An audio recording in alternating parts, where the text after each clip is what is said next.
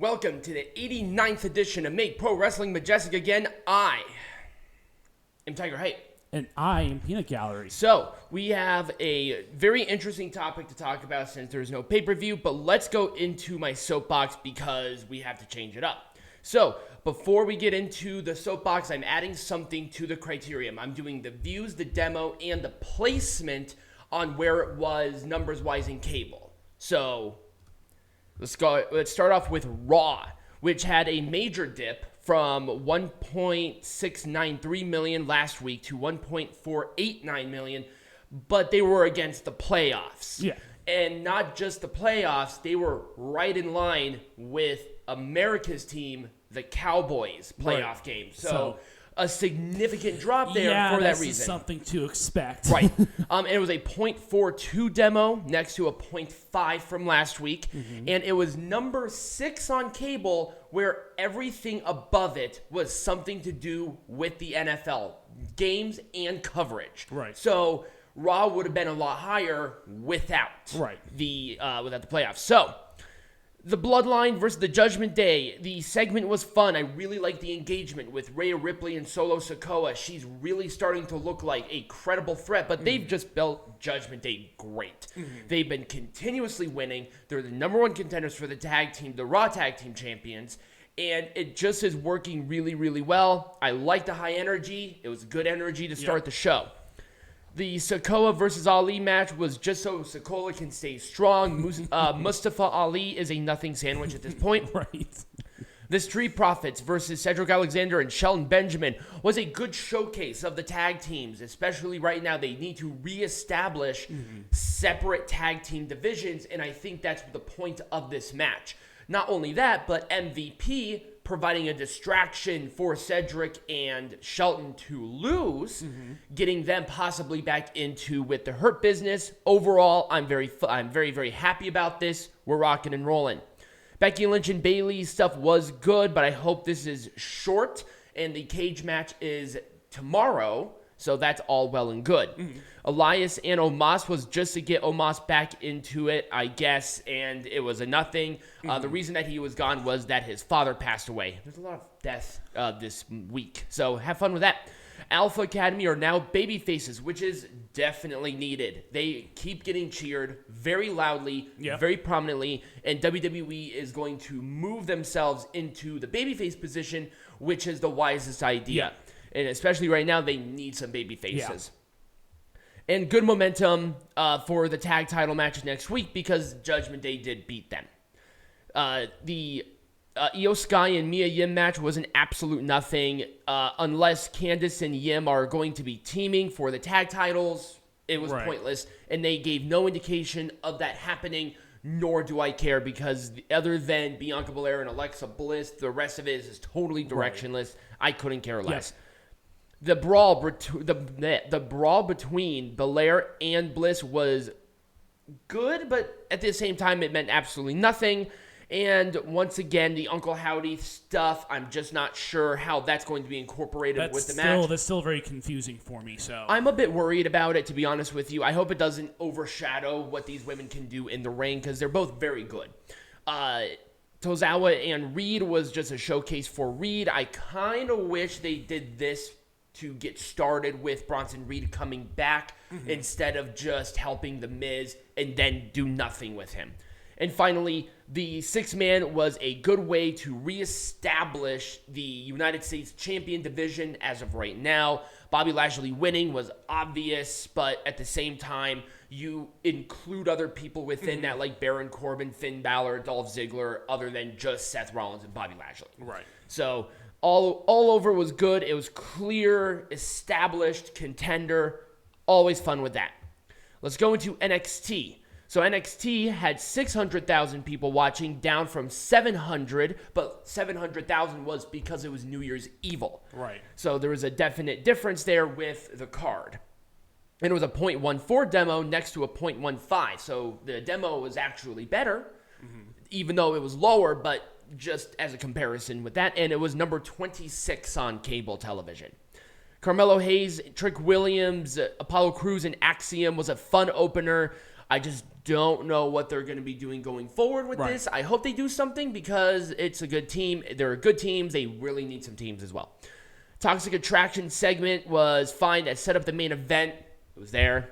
I don't know what else to say. Sol Ruka and Alba Fire was good. Sol Ruka continues to get better. I mean, much, much better. Her new finisher, which is called the Soul Snatcher, that weird flipping RKO move, just continues to get people really invested with her. Yeah. And I'm all on board with it. She's really starting to get what to do. Very happy about it. The Jensen and Briggs versus Gallus was good, but at the same time, they gave them a lot of time, a lot of good action. And then also with Kiana James and, what's her name? Fallon Henley. Even though it's a weird love triangle rivalry, it's fine. It works for me. Right. It's there. It gives them a dynamic that they have to work with. Because of what happened literally earlier this day, this is when Jay died. So the New Day were going to have the funeral procession for the Pretty Deadly's title contention, but obviously they changed it. New Day were still dressed in a funeral regalia, but they didn't do that. So they actually made this segment into a good segment with lots of energy to establish a 3-way tag team title match for Vengeance Day. So thank God they changed it on the fly, and that was a Shawn Michaels decision. Very happy about that. Most people online were. I believe Burnell got knocked out during his match with Tyler Bate. I'm not sure if it was just jitters or he got excited or what happened, but it was just very strange. I hope he is okay. It is what it is. And I like this stuff with Toxic Attraction when they actually had the confrontation with each other. You get Lyra and Cora into their own program, getting them out of the way, and then the triple threat was the main focus. So overall, good. I still like the show. AEW Dynamite had 969,000 people watching, and that was from 967 last week, with a .31 demo next to a .33. So take that as you will. And it was number 3 on cable on Wednesday behind the NBA games. But that was going to be expected. The Orange Cassidy and Jay Lethal match was actually a lot of fun. They continue to put this title on the line, and it's like you guys have another champion, which is also being put on the line a lot. And the stuff with Dutt, where it's only Dutt's job on the line if any of them interfere in each other's matches, I think that's actually a really creative workaround to the general je ne sais quoi. So I'm very happy that they did that. Let's see what they're going to do with it, and the direction overall is refreshing. So the Bucks and Top Flight was very good, and once again, Top Flight won. So they are really on them right now, and I am so grateful for that. Well, this is a very highly delayed push that they're getting because of all the injuries, but definitely. Better late than never. Right. So I'm glad that they're really doing it, and right now they are just absolutely white hot. They have been beating really big established teams. Let's see if they can continue with that. I would love for them to take the titles off of the Acclaimed, but I just don't like the Acclaimed as champions at this point. Speaking of the Acclaimed and Guns it was boring and absolutely directionless. They are, I am not kidding you, doing a sit down because Billy Gunn is a father of the Guns and also with the Acclaimed, and they're continuing to do that, killing this fucking division for no apparent reason. The Acclaimed have just totally flatlined for me. And a lot of people are starting to see this too. There's less and less of that popularity because they're just not defending the belts. They're not doing it against other good established teams. Now they're going with the Guns. And I like the Guns, but I'm not sure if they're quite prepared for this. Hager and Starks was absolute death. Please, AEW, get Ricky Starks and Action Andretti away from the Jericho Appreciation Society. They are career killers. They will continue to be. Anybody who's with the group, they're already done. Like, nobody cares about them. But get Action Andretti and Ricky Starks away from them. You got to get rid of this rivalry. It is killing the momentum of Starks. Absolutely killing him. Danielson and Bandito was good. Unfortunately, Bandito will go back to catering, and they established that it's going to be Brian Cage versus Bryan Danielson next week. It'll probably be good. Let's see what happens with it. It was a perfect example of how this division is just absolutely broken and uninspired with the women. I'm saying this because it is true. Who is your world champion again? That's right, Jamie Hayter. Who's on there? It's not Jamie Hayter. And then you have Tony Storm and Saraya, the ones that turn heel for no discernible reason. Right. Don't call some swerve bullshit because I'm pretty sure Vince Russo could have wrote it better. That's true. It should have been Hikaru. Hikaru was the one who gave her kendo stick to the heels last week. Right. Why didn't she turn heel? Right. So no, now who's going to be going after Jamie Hayter, who is a heel? Are you going to turn them babyface? That's a joke because there was no reason for it. Right. And finally, Darby Allin and Kushida was good, but they called this a dream match. Where within anybody's dream is this? Because that sounds like a person who does not know wrestling. Right. This is not a dream match. It was a good match. It's not a dream match. No. Kushida and Darby Allin. I like Kushida, but there's not really anybody who I could say, oh, that's a dream match. Right. Now, if you maybe said Ultimo Dragon, maybe Darby Allin, maybe. But at the same time, Jeff Hardy and Darby Allin was like the dream match. Right. People compare them. Right. So, and we already had that bowl of fruits and nuts, Right. and that's already dead. So, even though the ratings were a little bit higher, I just did not care. So, Impact, kind of that little sleeper. And I actually found the ratings and demo from last week into this week. So good. 81,000 people watched it last week, and 115 people watched it this week. You mean 115,000? 115,000. Did they say 115? That's what I meant to say. So, definitely a big jump. Yeah, that is a big jump. And then it was a .02 demo, and it comparison to a .01 demo from last week.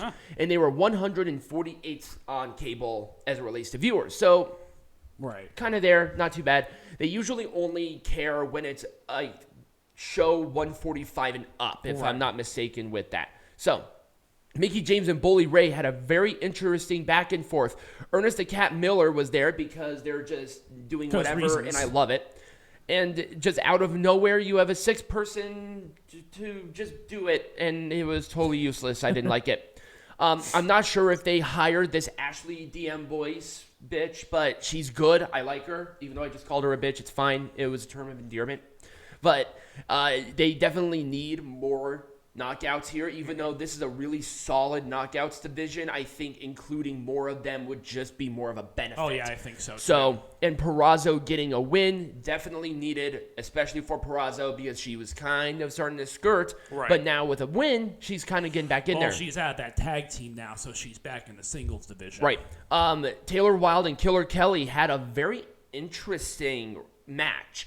And what I really want to see from them is teaming and going after the Death Dolls for the tag belts. They need new contenders, and I think that Taylor Wilde and Killer Kelly have a really interesting dynamic where they're very similar with that pain stuff. Right. It would be very, very cool. I would like it a lot. Dirty Dango was signed to the company for this match. I'm not sure if he signed fully, but he and Steve Macklin had a match, and it was fine. Macklin just had it so he can have a win because he's pretty much the next contender for the belt, right? Which is totally fine. I'm cool with it.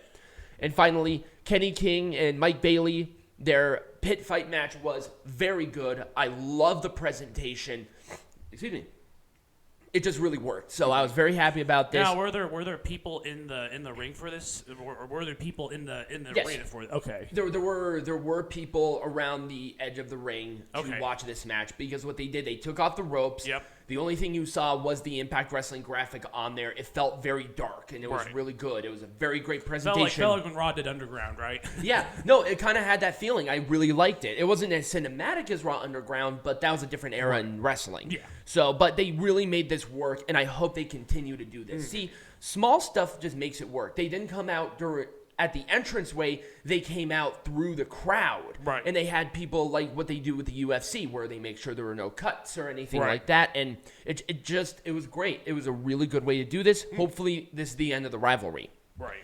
Let's go on to SmackDown, because SmackDown, 2.113 million next to 2.182 from last week. So a little bit of a dip. And then it was a 0.5 demo down from a 0.55. And I could not find where within cable this was, because this was early speculation on the results, because I don't think they record those on weekends. So it's kind of hard, but I found something. Drew McIntyre and Sheamus and the Viking Raiders was good. It actually made the Viking Raiders very credible and relevant, and I'm very happy about that. They lost that match, right? They did. They did lose a match, but at the end of the day, nobody lost. They gave it plenty of time. There was great back and forth. The Viking Raiders didn't just lay down and take it, so I'm very happy about that. The LA Knight match was a great way to showcase LA Knight, who has not been competing a ton, but he doesn't really have to. And then also bringing back the Firefly Funhouse, introducing another part of the Wyatt Six. Right. And I'm really starting to like that dynamic. It's very, very good. This was wonderful. I liked it a lot. The Los Lotharios, despite them losing, actually looked better than Hit Row. Hit Row looked awful. They look absolutely terrible.